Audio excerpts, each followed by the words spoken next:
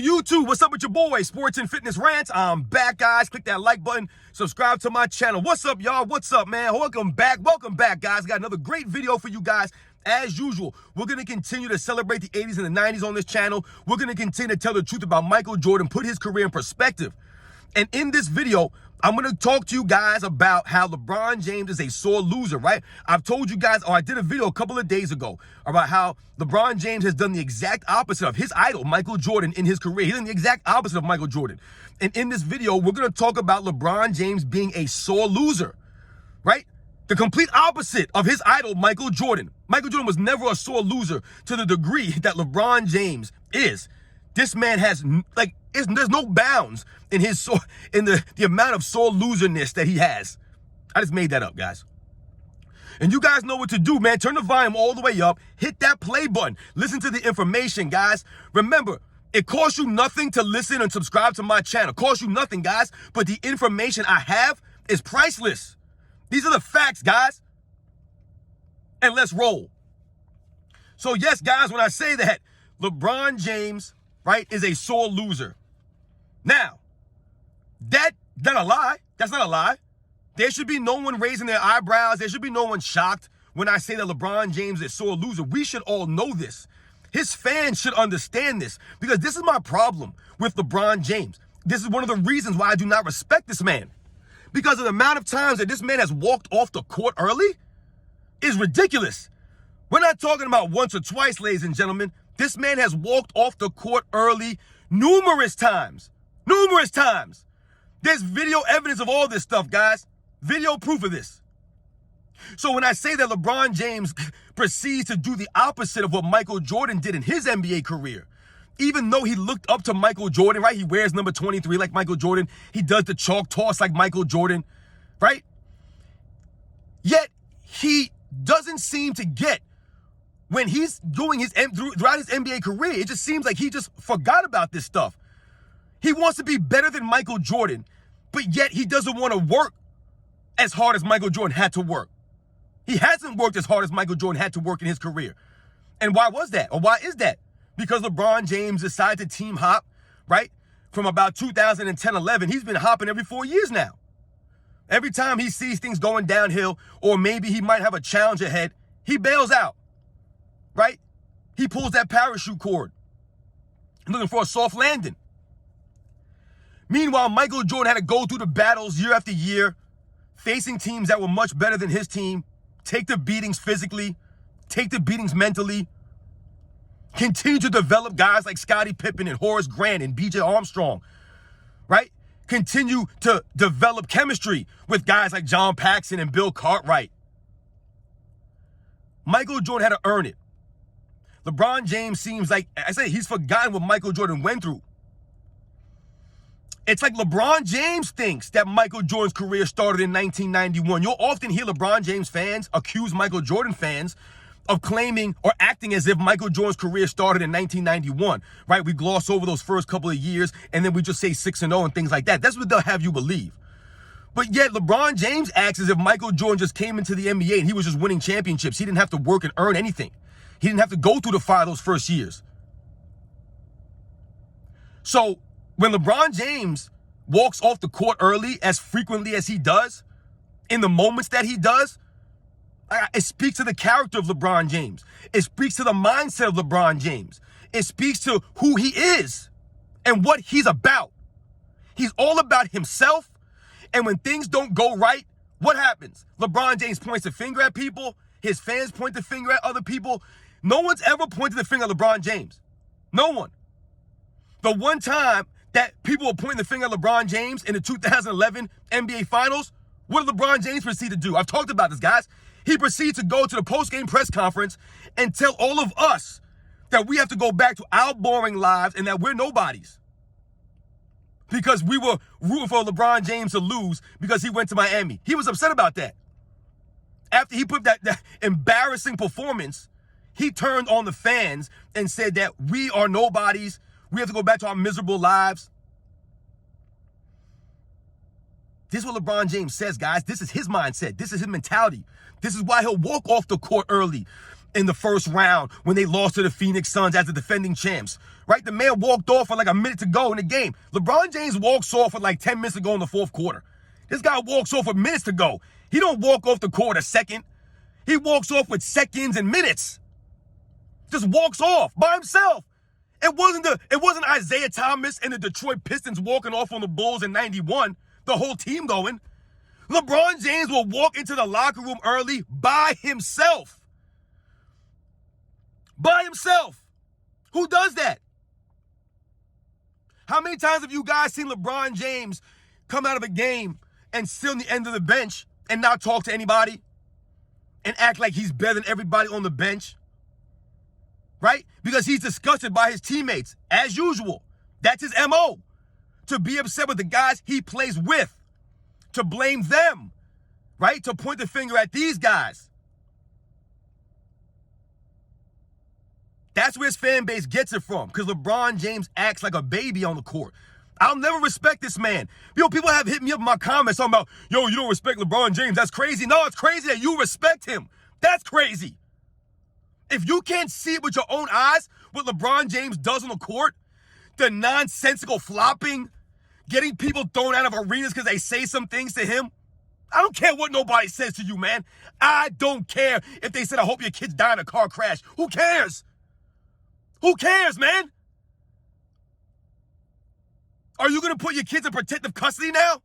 Are you worried about what this girl's saying or this guy's saying? Give me a break, man. You think that Bill Russell wasn't hearing some crazy outlandish stuff when he played in the 60s? Are you kidding me? You think these black players in the 60s didn't hear some crazy stuff from the fans? But LeBron James upset because they said something about his family? Get out of here, man. Cry baby. So I'm talking about, I respect him. Flopping all over the court. And then in the very next play, he'll flex after dunking on Jason Terry. They'll show that picture of LeBron James, that video, him dunking on Jason Terry. Like, what? What are we getting hyped about? And LeBron James standing there looking at Jason Terry?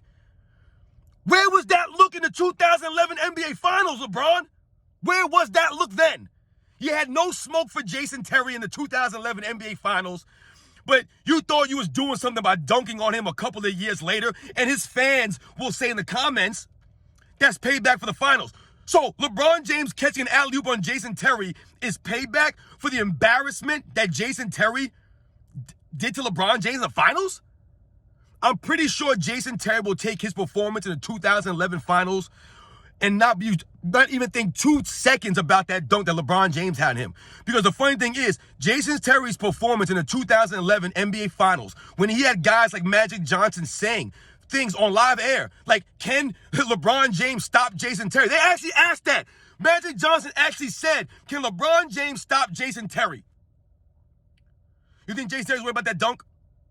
That 2011 NBA Finals hurts LeBron James' legacy way more than any embarrassed dunk on Jason Terry or putting Jason Terry on a poster. Who's what, 6 foot nothing? What are we hyping up about here? LeBron James, the sore loser, walking off the court. He does the opposite of what Michael Jordan would have done. How many times did Michael Jordan walk off the court, guys? Can you guys recall? I don't remember one time, not one instance, not even for a second. Do I remember Michael Jordan walking off the court early because he'd been beaten by the Pistons for the 3rd straight year? I don't remember that.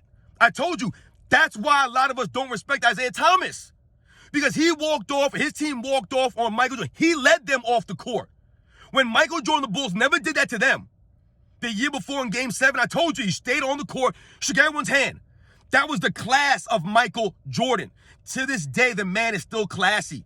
These guys are saying all kinds of outlandish lies about Michael Jordan. Does he come out and say anything about them? Does he attack them with lies?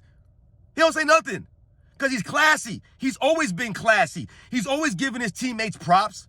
He never pointed the finger at any of these guys in the middle of a game or in the post-game press conference, act like, hey, I'm doing my thing. These guys are not helping me out. I scored this many points. I'm averaging this. He never did that stuff. The Bulls were losing in the late 80s to the Pistons Michael Jordan would always say, we need to do this. We need to do that. We, us, us, us. It was never me, I. It was we, us. Always. Right? That's the difference between a Michael Jordan team and a LeBron James team. LeBron James all about himself. If things are not going good, right, he points a finger. LeBron James plays no defense. He starts looking at other people on the court. Like, yo, man, how come you didn't cover this guy? You didn't pick him up. You didn't cover me up, man. I never seen Michael Jordan do that stuff out there. But you're trying to tell me that this guy's greater? There's no way LeBron James can be the greatest player of all time. He can't even be in the top 5 or the top 10, in my opinion. When you're leaving court, you're walking off the court early that many times in your career, right? That's sore loser at its finest. If you play sports, you guys get what I'm saying. You guys know the deal. Walking off the court early ain't cool, man. LeBron James tearing his jersey off after the 2010 playoffs, right? Because he was disgusted with the Cavaliers. I can't wait to get off this team. I'm getting out of here. I'm tearing my jersey off. Instead of doing what Michael Jordan did, which was going to practice the next year, right? Come back harder, push these guys more. He didn't do that. He never did that. He never pushed these guys in practice. He never developed his teammates. He never developed their confidence, right? Their mindset. None of that stuff. They were never a team. They were just a bunch of players out there. That's why LeBron James needs all this help all the time. He needs all these trades because he doesn't develop team chemistry. He doesn't develop a team. Every year he resets everything, right? Which is why he never wins consistently. Yeah, he might make the NBA Finals 8 times in a row or whatever it was. But he only won back-to-back titles one time in his career. One time. He wins in 2016 and then doesn't win again until 2020. We won't even talk about the bubble and all that nonsense, whatever. But you see what I'm saying, guys? There's no consistency with LeBron James and his teams. Right? They don't practice hard. You know, I heard somebody say one time that Michael Jordan's Eastern Conference was weak in the late 90s because he won 72 games. The Bulls won 72 games. So that proves that the Eastern Conference was weak. What are we talking about here? And they'll say things like, well, LeBron James never won 70 games. All you're doing is exposing LeBron James then. Exactly. LeBron James teams have never won 70 games. And why is that? Why do his teams never dominate the regular season consistently? Right? They'll be in 2nd seed. They'll be a 3rd seed. Why? They'll underachieve as far as wins go. Why? Because he doesn't push guys in practice. They don't practice hard like that. The only time that he did or was forced to was in Miami. And that was the only time that he was consistent. Other than that, they're not consistent. LeBron James is a sore loser. I'll never respect him. All the nonsense that he does. You guys know the deal, man. He's done the opposite of what Michael Jordan would have done. I don't understand it. I'm still confused by LeBron James' actions, his thought process behind a lot of this stuff. Like, you're on camera, man. You don't know you're on camera, but this is the thing, guys. He doesn't care. You know why? Because everybody in the media is going to make excuses for LeBron James, which is why he can walk off the court early as many times as he did, and no one brings it up. And if they do bring it up, they excuse it. It's not a big deal. If Michael Jordan would have walked off the court early in 88, in 89, in 90, could you imagine what they would be talking about at that time? What they would have been saying about Michael Jordan at that time? What they'd be saying about Michael Jordan now to this day? How people would look at Michael Jordan differently. But he was class personified from the beginning to the end of his career. Unlike LeBron James, has not been class personified. He's a liar. He's a flopper. Right? The dude's always doing something. And walking off the court, to me, that was the last straw. That was the last straw. Because like I told you, it wasn't one time, guys. He's done this numerous times in his career where he'll just walk off by himself, sulking, pointing the finger, making excuses, never taking the blame, taking all the credit.